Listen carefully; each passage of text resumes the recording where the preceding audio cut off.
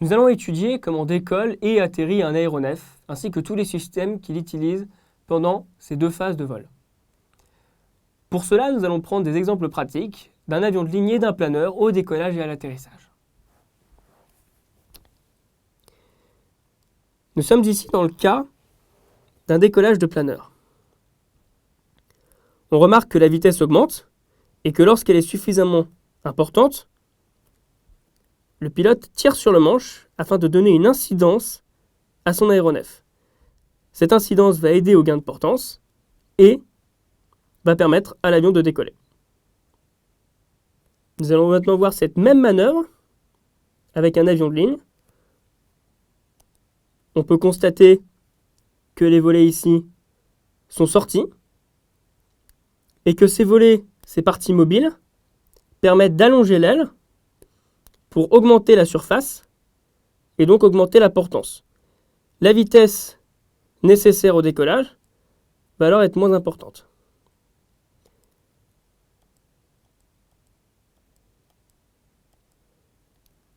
Lorsque l'avion est suffisamment monté et qu'il prend de la vitesse, le pilote rentre les volets et l'avion peut alors voler en configuration lisse.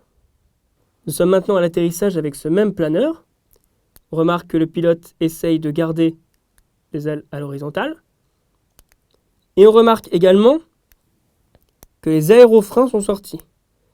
Les aérofreins sont ces bandes qui sortent des ailes, qui freinent l'avion et dégradent ses performances.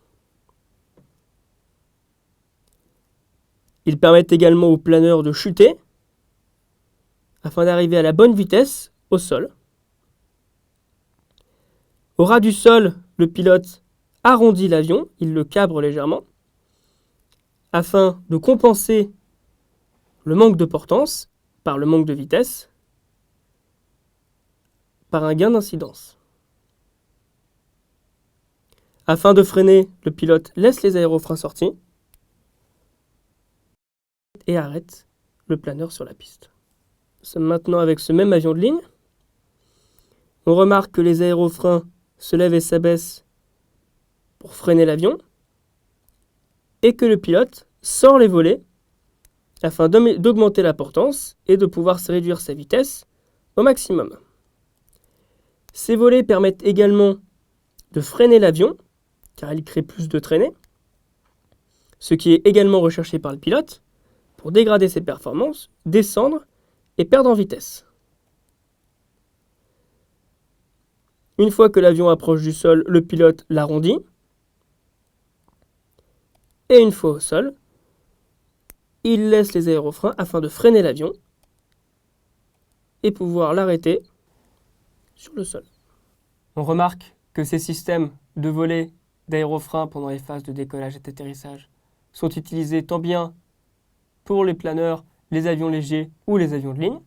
Cela marche donc pour tous les aéronefs. Ce sont des systèmes qui sont universels.